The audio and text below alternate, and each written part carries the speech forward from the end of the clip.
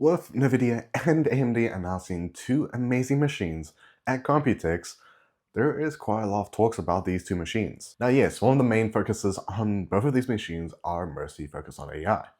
With both RTX Spark, which has over 1 petaflops of AI compute, which means yes, you can run agents 24/7, you can literally have the best experience running your own local AI service. And not just that, but also with AMD's version, the Halo AI, which yes, in the name it does suggest it's mostly for AI, can also perform as well as the RTX Spark. But with all the talks mostly being on the AI side of these machines, let's actually talk about the gaming side of these machines. Because yes, with Jensen Huang, the CEO of Nvidia, he did display the gaming performance of the RTX Spark, which he still claims that you can play 1440p games at 120 FPS.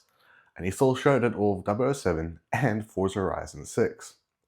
And then if you look at AMD, they also claim you can get some good gaming performance, with roughly the same performance in terms of 1440p at roughly over 100 FPS.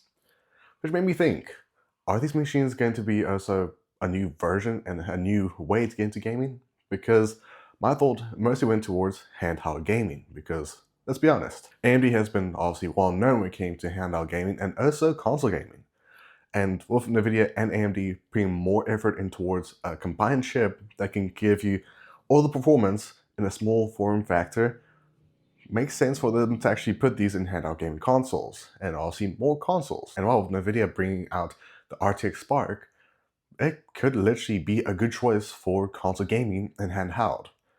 But there is unfortunately a but to that, because Jensen Huang still said that they aren't really focused on handheld gaming or just that type of side.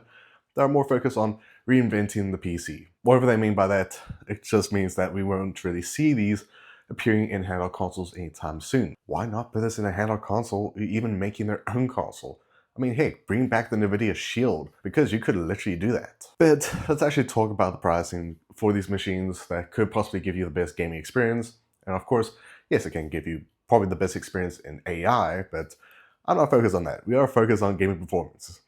But so far, we do not know pricing just yet for Nvidia's RTX Spark as of the time of recording. But by the time of recording, AMD has confirmed the pricing for the Halo AI, which is priced at $4,000.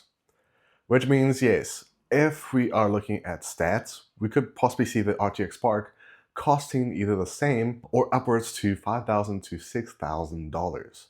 Which I'm just doing estimates. That is not the official pricing for the RTX Spark. But at the end of the day, these things are supposed to literally improve everyone's workflow when it comes to doing graphical design, gaming, AI, and so much more. And I mean, heck, even with AMD, with Halo AI, they compare the performance to Apple's M4 Pro. Which, yes, so far it looks like every brand is comparing themselves to Apple, because let's be honest, recently Apple has been killing it when it came to their chips. It looks like AMD and Nvidia want to claim that spot again. I mean, do them in the comments below. Would you pay over $4,000 for these type of machines that could possibly give you a good gaming experience in a small form factor? Guys, hope you guys enjoyed. See you guys next one. Peace out as always. Have a good day onwards. Bye.